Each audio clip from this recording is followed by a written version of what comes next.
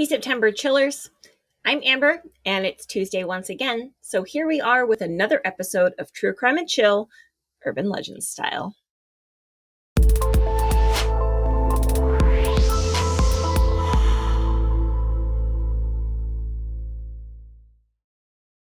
If you're new to the show, or you're just discovering us now, welcome. On the first Tuesday of every month, we take time out from our usual true crime cases and discuss paranormal stories and urban legends from each state. Somehow, it seems appropriate to discuss Connecticut right now, with the first signs of fall beginning to appear. Alex is out again this week, and she hopes to return soon. Feel free to visit our Facebook group or our website, truecrimeandchill.com, and send her well wishes. I know she loves hearing from you all. With that being said, Connecticut had a list of urban legends to pick from.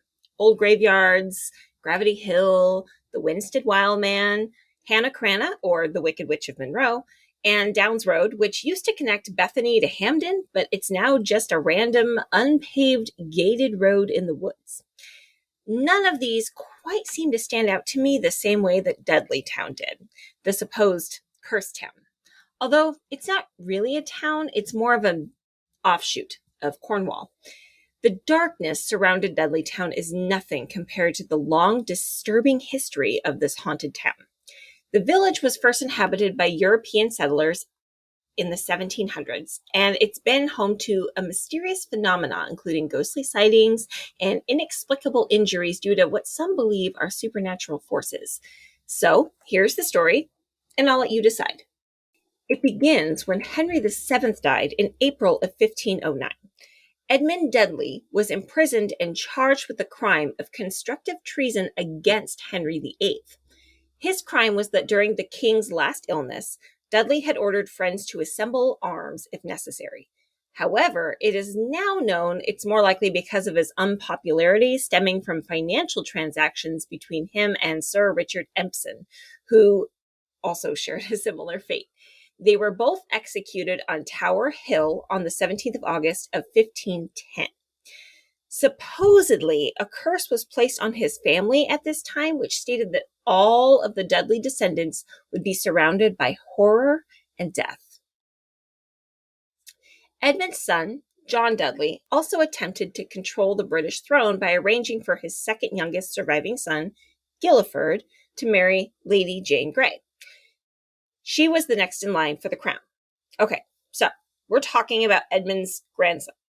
Quick history lesson. Edward VI became king at the age of 9 when his father, Henry VIII, died. Okay, so we have Edmund, who dealt with Henry VII and Henry VIII, and now John, who's dealing with Henry VIII's successor, which is Edward VI. All right, Edward VI contracted tuberculosis at just 15, and he believed that two of his sisters, Mary and Elizabeth, were illegitimate. So his other sister, Lady Jane, was supposed to be his successor. So this is all sorts of muddled because, of course, how many wives and mistresses that Henry VIII had, of course. It's also said that John Dudley might have had a hand in convincing Edward VI to choose Lady Jane over his other sisters, Mary and Elizabeth. After Edward VI died in July of 1553, Lady Jane became the queen for a very short time before the plot failed. Now, just so you know, John Dudley's son was married to Lady Jane. However, he did not become king when Lady Jane became queen. So the entire plot fails. Queen Mary I goes on the throne, and you might also know her as Mary Tudor or Bloody Mary. And this was followed, of course, by her sister Elizabeth I. Guilford never became king before he was executed. In fact, it ultimately ended with the execution of Lady Jane and the two Dudleys. So Guilford and his father. To make matters worse, Guilford's military officer brother returned from France and brought home a plague that he spread to his officers and his troops, and the sickness wiped out massive numbers of British soldiers and eventually spread throughout the country, killing thousands of people. And this clearly isn't the end of the Dudleys. John Dudley had 13 children. To that note, John Dudley's fifth son, Robert, was the Earl of Leicester. and he was the patron of the Puritan movement, and he supposedly left England for the New World. Now, I do want to take a moment to talk about a true crime moment with Robert, the Earl of Leicester. Apparently, his first wife fell down a flight of stairs, which left him open so he could marry Mary, Queen of Scots. He did not, however, and his eventual new wife was banished from the court by Elizabeth I, as it seems as though he and Elizabeth I might have been having an affair of some kind. Of course, it's not really documented, as Elizabeth was considered the Virgin Queen. So Robert also had an illegitimate son, also named Robert, and he was an explorer, and I thought maybe this is how they came to America, but that wasn't it either. Now, when I was doing my research, it looked as though the legend said that the first Robert Dudley traveled to the New World. But after doing some digging, it looks as though it was one of his descendants, William, who would settle in Guilford, Connecticut. Now, William was the great-great-grandson of John Dudley. Now, 3 of William's grandkids, Abel, Barzillai, and Gideon, would later buy a plot of land in the Cornwall Township. All right, so we're looking at Edmund's great-great-great-great-grandkids who purchased a sizable plot of land in the Cornwall Township of Connecticut.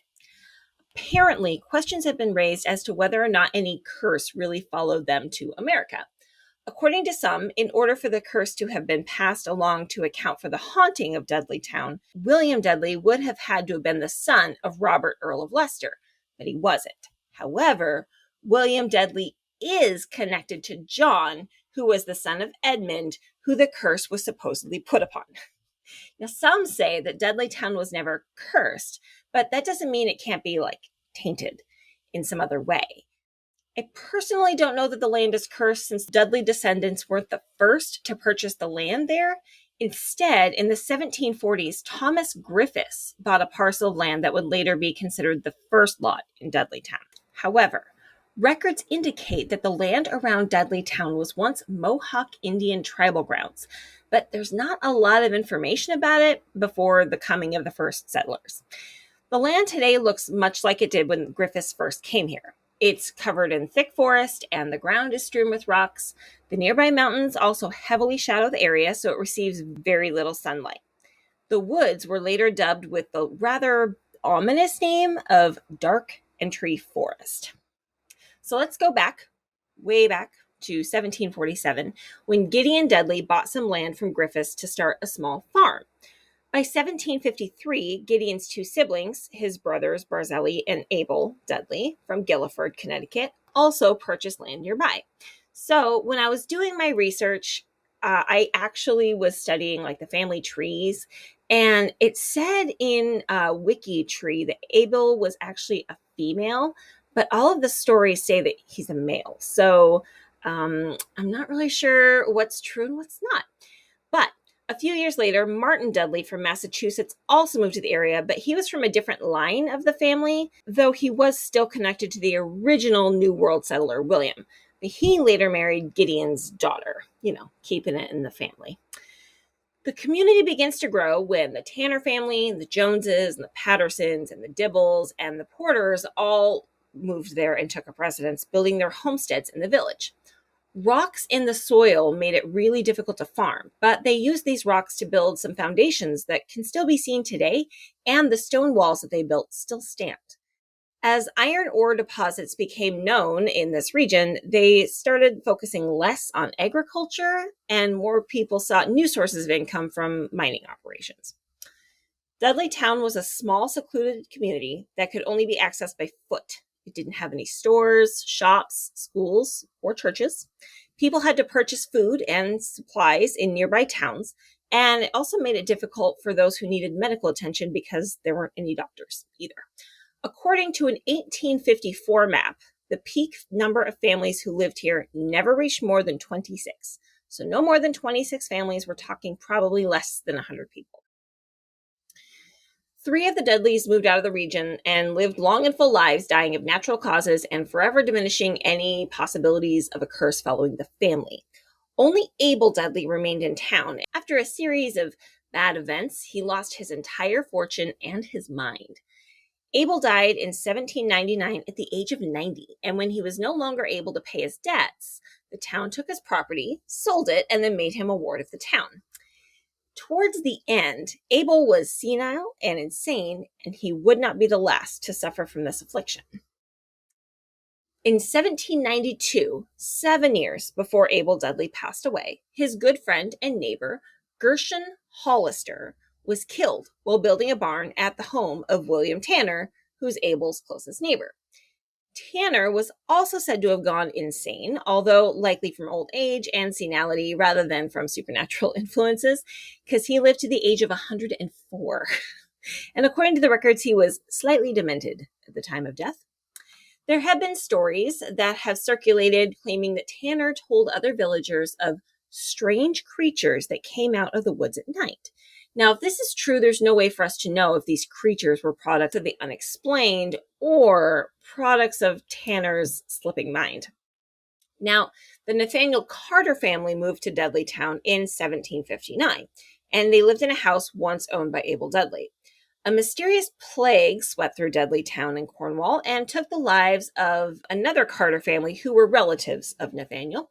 And saddened by the loss, they moved to Binghamton, New York, from Dudleytown in 1763. Now, when they did this, they moved to the, quote, Delaware wilderness in the heart of native territory, and during an attack, the natives slaughtered Nathaniel and his wife and their infant child. Then they stole the Carters' other 3 children and took them to Canada, where the 2 daughters were ransomed. Now, counter to the curse, their son, David, remained with his captors, married a native girl, and then later returned to the United States for his education. He went on to edit a newspaper and became a justice on the Supreme Court. Another really interesting thing that happened, though, affected one of the most famous residents of the region, General Herman Swift. Now, this general had served in the Revolutionary War under George Washington, so we're still talking late 1700s. So in 1804, his wife, Sarah Fay, was struck by lightning while standing on the front porch of their home near Dudleytown. She was killed instantly, and the general went insane and died soon after. Many have dismissed this incident as not being connected to the other unusual events, saying that Swift didn't actually live in Dudleytown, but on Bald Mountain Road, where his house remains today, and that he only went insane when he became old and senile. But in an area that doesn't have a whole lot of population, the records indicated 3 people to have gone insane in the space of less than half a century. Could this just be a coincidence? And how does a person being struck by lightning while standing on their front porch not qualify as being unusual? Another famous person supposedly connected to Dudleytown was Horace Greely. He was the editor and founder of the New York Tribune, or so the stories of the curse go. Greely married a young woman named Mary Young Chaney, who the stories of the curse say was born in Dudleytown. In truth, Mary was born and raised in nearby Litchfield and never lived in Dudleytown.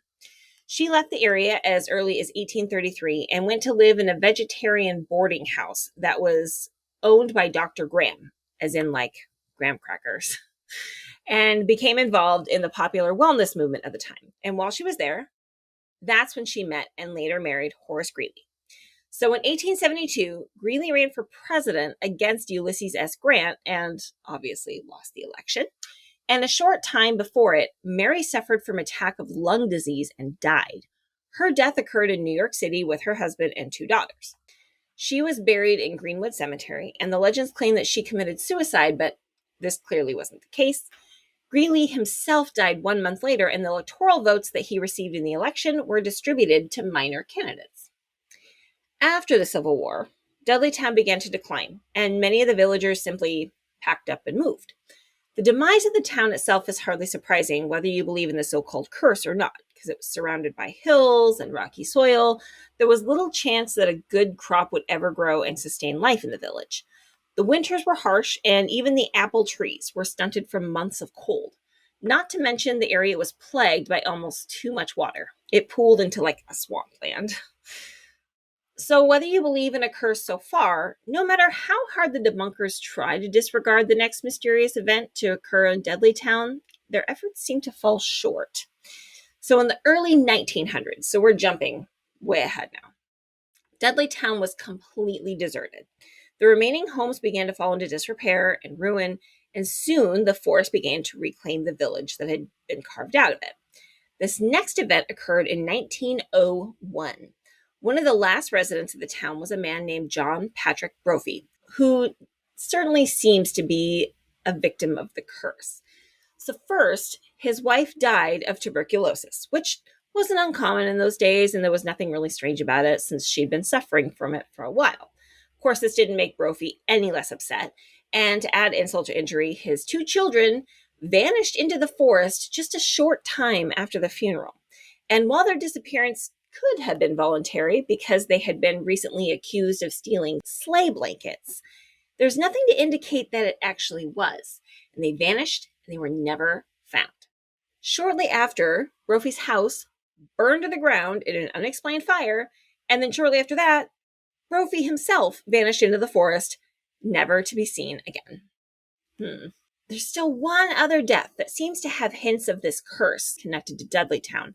And while the curse may be unlikely, it does mark one additional case of insanity for a really isolated area that was already sort of causing people to go insane.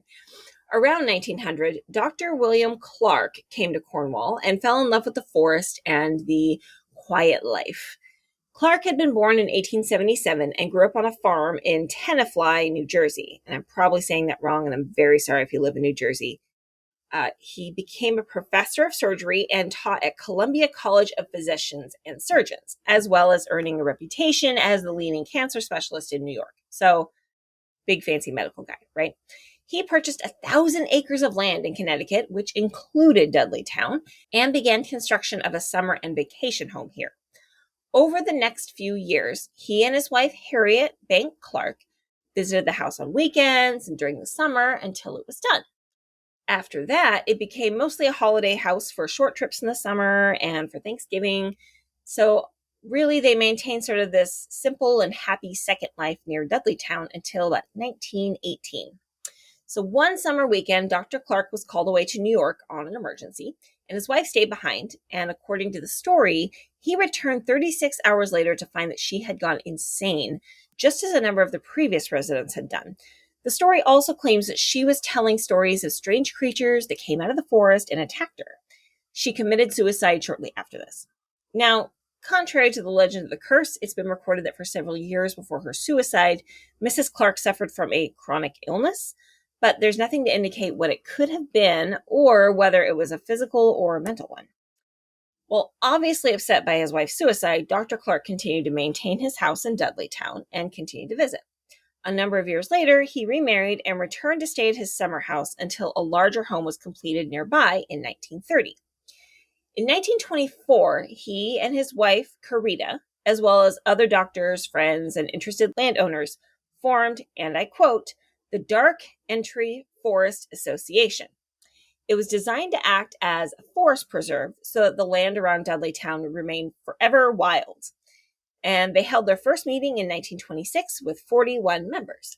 Dr. Clark died in Cornwall Bridge in February of 1943, and Carita passed away just 5 years later. A number of their children and family members still reside in the area. Now, in the early 1970s, the Warrens, which if you know anything about supernatural, you should know about Ed and Lorraine Warren, who were famous demonologists in the 70s. They famously recorded a Halloween special from Dudleytown, declaring it officially demonically possessed, which basically opened the supernatural floodgates. Since then, it's been home to all sorts of alleged paranormal experiences, with visitors witnessing all manner of ghosts, as well as having unsettled feelings of dread and fear. And as you might expect, the area has also drawn the attention of those really into dark forces and demonic rituals, plus a healthy number of amateur ghost hunters and teenagers simply searching for trouble. The release of the film, The Blair Witch Project, brought in new and curious spectators and vandalisms, as many assume the story to be about the Dark Entry Forest. Today, it is private property, and visitors are discouraged or even fined for trespassing. Many have speculated that Dudleytown was infested by a curse. As you've heard, there's probably no curse present, but something very strange has occurred in this town, whether it be cursed or not. But then again, maybe the curse has run its course. Maybe it's not. What do you think? Thank you for listening to True Crime and Chill. For more information, including case notes, photos, and sources, please visit our website at truecrimeandchill.com. You can also stay connected with us on social media. You can find us on Facebook, Twitter, and YouTube. Look for new episodes from us each week on Tuesday.